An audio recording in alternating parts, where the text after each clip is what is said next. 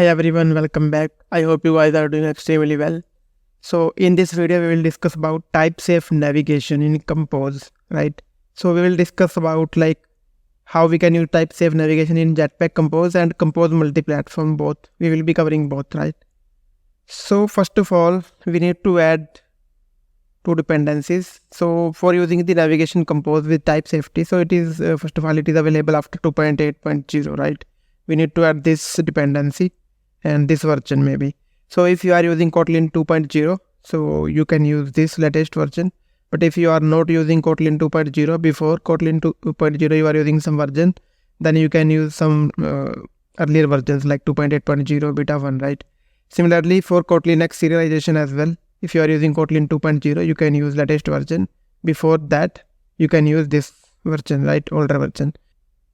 Similarly, we need to add Kotlin X plugin as well, right? So sorry, plugin for serialization as well, right? So for Kotlin X serialization, we need to add first plugin here, then this dependency, two things, right? So again, if you are using Kotlin 2.0, you can use this version. Otherwise, you can use the 1.9. Whatever version you are using, right? But I am using 2.0 in this project. So now let's move on to the coding part. So first we will be discussing what were the issues before this type-safe navigations, right? Suppose here we are using two screens, list and detail, right? And here we are not using the type-safe navigation yet, right?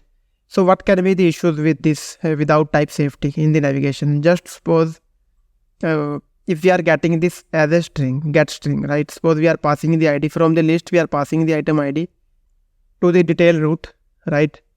So we pass it as root parameters, right? So what can happen is, suppose I am expecting this as a string, but by mistake, suppose if I enter something wrong here, or maybe if I am expecting it as integer, right?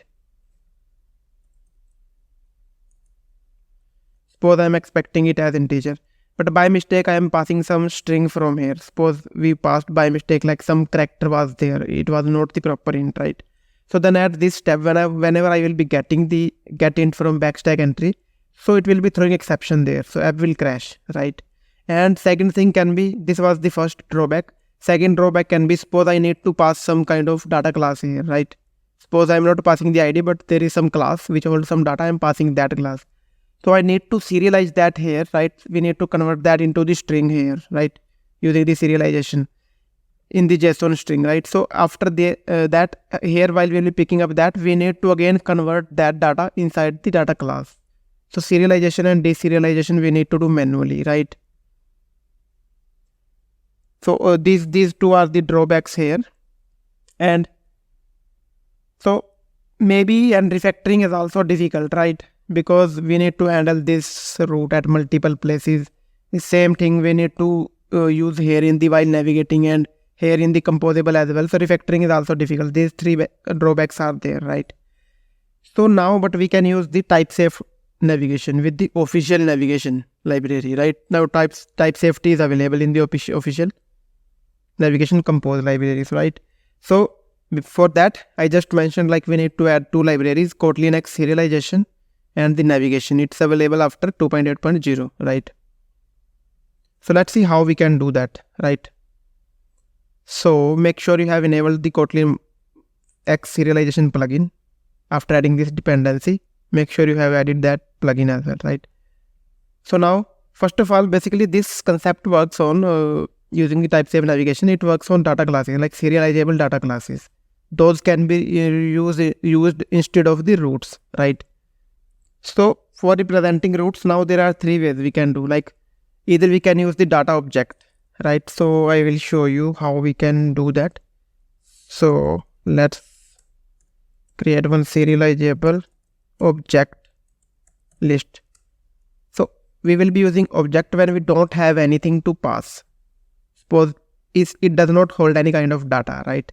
Suppose in case of whenever we will be going from list to the detail, it will be holding some data like something, maybe full model or maybe something like ID, right? But here it does not include any data. So then we can use the data object, right? But suppose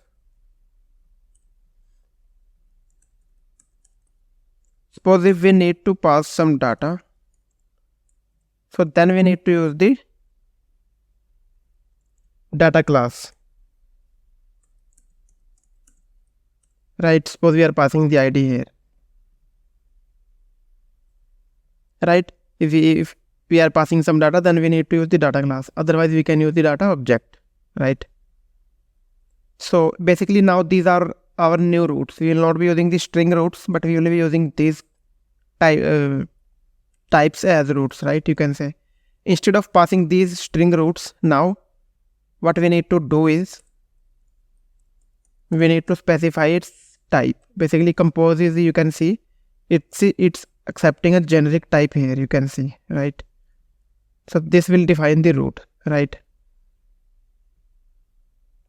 And here as well, so we can specify detail. This is list, this is detail, and this change also we need to make. So basically we don't need to pass the ID manually, so we need to pass that inside the detail class object, right? The complete, because this will work for the detail type, detail class, right? If detail class is the root, so we will be navigating to that root.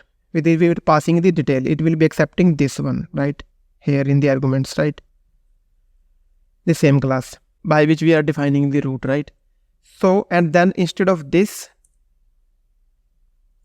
we will be getting the roots. Basically we will be getting the complete detail class here, and for that we will be using the backstack entry dot directly to root. We don't need these arguments, get string, these things, right? Directly to root. So it will, from the backstack entry, this extension function will be directly getting the data, right? Whatever we have passed, right? Suppose it will be like automatically converting this data, getting up data from this and converting that to this class, right? Whatever we have passed, right?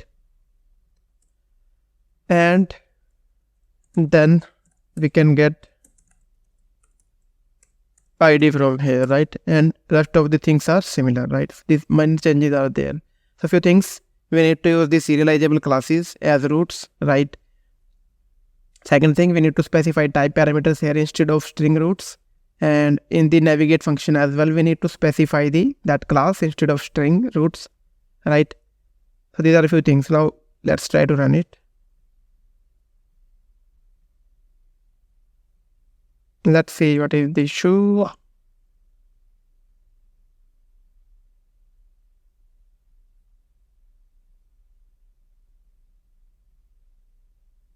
Destination list. Oops, we need to change the start destination as well, because instead of, main thing is you need to remember is from all these places like here and the start destination, at all these places and this navigate function as well, we need to, instead of the string roots, we need to pass the root of the, like root classes of the roots, right? You can see these are the new roots, right?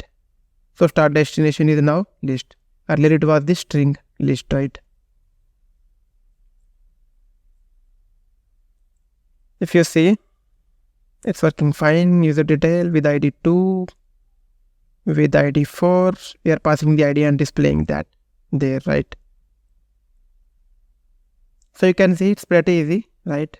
So if you see, what are the advantages of this, right? First advantage is like we don't need to do manual serialization and deserialization. That was the case with the old navigation approach, right? String based routes, right? And second thing can be, if you see, that exception will not be anymore here, right? So that is also advantage here. In the previous, in the old navigation system, string based routes, that was the disadvantage, right? So these are the few advantages of this type safe navigation system. You don't need to worry about like any more about the types, because it's providing type safety using these data classes, right? Serializable data classes, and it's automatically performing serialization and deserialization as well. So now this was about the Jetpack Compose. Suppose we want to run it in the Kotlin Multiplatform Compose as well. So if you see, let's just copy this whole code. Let's copy it. If you see, let me copy this and I will be adding it here, right? And we will be doing refactoring.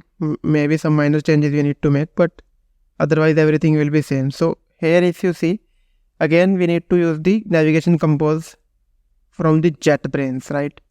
In the Jetpack compose it was like this one, Android navigation compose, and here we were using the beta version, right? Here it is in the alpha version, right? So again the version is 2.8.0, similar, right?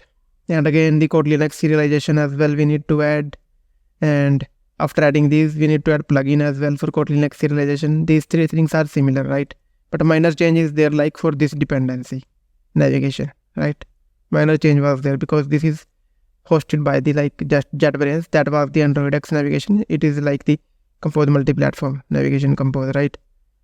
So then I have copied all the things there, and I have added this class as well here, user, in the drawables, right? I have already added that. So instead of this we need to make that change as well.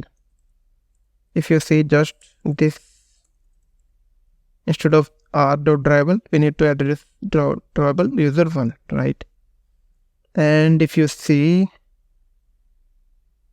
now we are good to go. Let's copy the NavHost as well.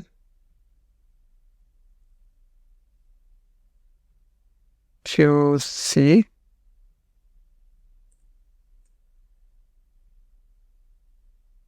and now let's add these classes as well for routes, right? And we are done with this. Now let's try to run it. So it's pretty easy because now compose multiplatform, most of the things are similar to the Jetpack compose, right? Suppose let's run it on iOS. If you see, it should work pretty fine here as well. Yes, user ID with 3. Here again, user detail with ID 5. Right, so you can see it's working pretty fine here as well. Let's try to check it on desktop as well.